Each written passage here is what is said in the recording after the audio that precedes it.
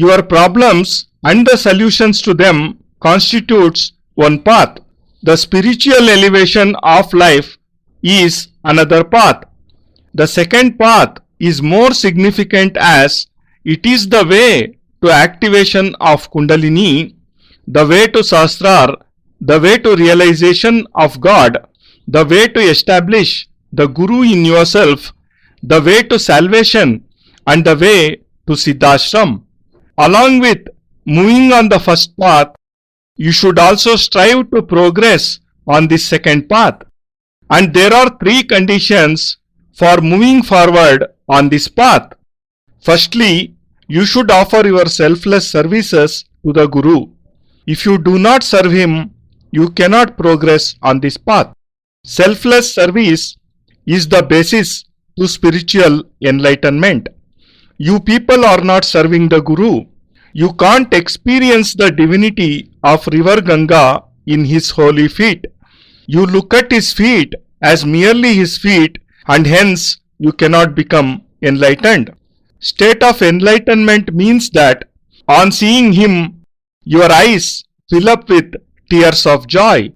It means that you cannot remain without seeing him even for one day. You should reach a state that if you are not able to meet him for over a week, you become so much impatient that you lose all interest in your work and always keep planning how to meet him. And such a bond should develop that the Guru too becomes restless when you do not meet him for so long. This is the state of an awakened conscience. But all you do is the recitation of Hanuman Chalisa. What can be achieved by just mechanically reading the Chalisa? You may spend all your life offering oblations in the holy fire. You may sing hymns in praise of Lakshmi. Your ancestors did this, and so can you. But Lakshmi never appeared before your father or forefathers, and she won't appear even before you. Your ancestors have merely burnt butter in the fire, and you too are doing the same. Lakshmi won't appear by burning incense or singing hymns. There is a different way to make her appear, and that way is the path of divine knowledge. You should become enlightened and should no longer remain lifeless. You are like a living corpse, and you are imprisoned in a small house along with your wife, your mother, sons, grandsons, and some money. You do not possess anything else. Leave that small enclosure and enter into this vast expanse of spirituality. This is the path of sadhana where first you shall have to develop a spirit of serving others. If you offer 5 rupees to Lord Hanuman with the hope that he would help you win a lottery, then your whole thinking process is wrong. Why wouldn't Hanuman win a lottery for himself instead of helping you win?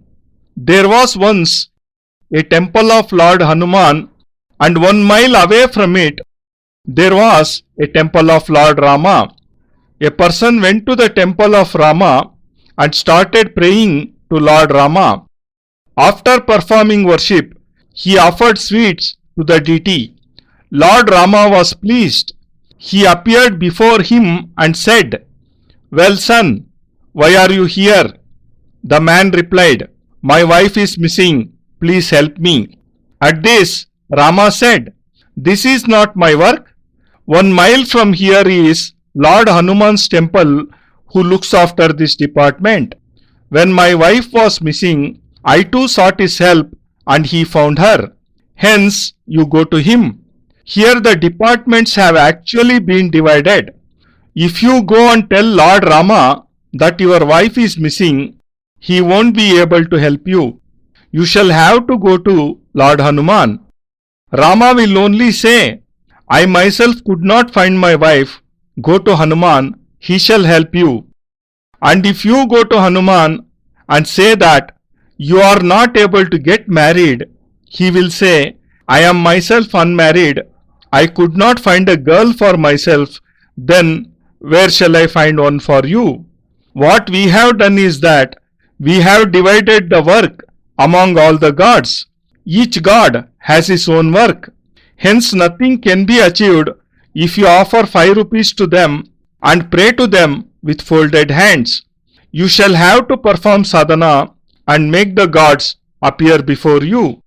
Offering service means selfless services. You should not have any selfish motive, and along with selfless service, there should be a feeling of sacrifice for the good of others. Sacrifice of something which is most liked by you. If you have 5 kgs of sweets and you give one piece to someone, then this is not sacrifice. But if you have 1 loaf of bread and you give half of it to someone, then this shall be true sacrifice. But sacrifice must be made only for the good of others, or where it has some significance. If you buy a shirt for 100 rupees and offer it to me, then this is no sacrifice. This act is useless, for I already have 40 to 50 shirts and I don't need any more. If you bring sweets for me, then they too shall go waste, for I do not eat sweets. I don't expect such material things from you. On the other hand, it would be more useful if you contribute your efforts in the progress of the work of the trust. I have bought a land, and if someone builds a hall on it for the benefit of the sadhaks and the general public, then he shall surely obtain the results of his good deed. It does not matter how much the benefits of the results are, but what matters is that he has contributed to a good cause. If I had not planned to make the ashram, someone might have set up a bar there and people would have consumed liquor at that very place. This could have happened, but now only holy ceremonies, sadhanas, shall be performed there. And if you contribute in such work, then this shall be your sacrifice.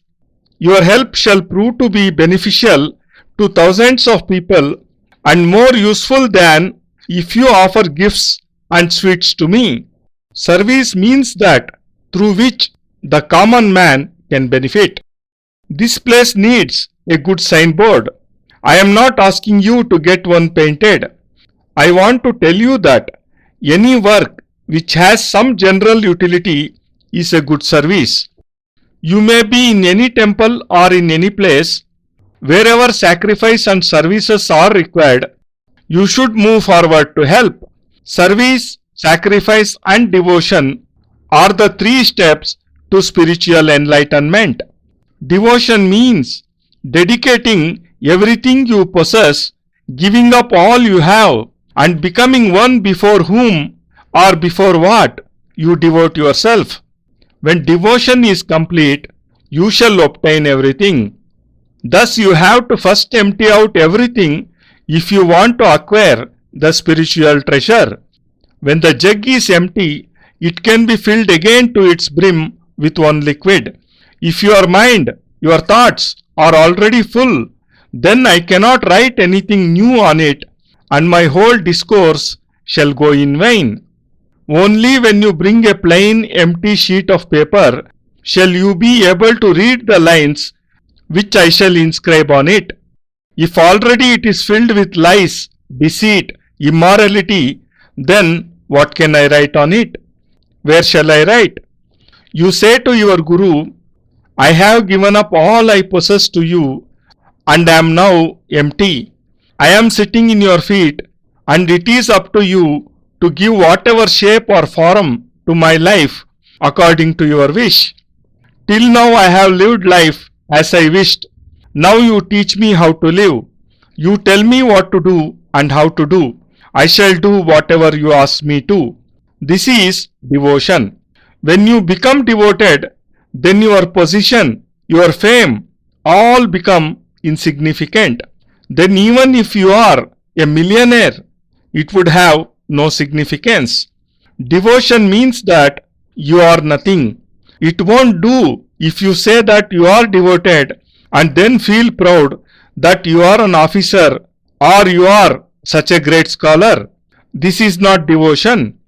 Devotion means you are nothing at all, that you are empty, that you have no position, no fame, no money, no power, no wealth, and nothing. Whatever you do have in material terms is at your home. Here in the feet of the Guru, you are fully devoted. And when a person reaches this stage, he becomes a true disciple. He is not a disciple from the beginning. First, he is just a curious person, then he becomes enlightened, and after adopting the three principles, service, sacrifice, and devotion, he becomes a disciple. Disciple in Sanskrit is Shishya, and it means to come closer. The disciple always comes closer to the Guru. This does not mean that he should go and embrace the Guru.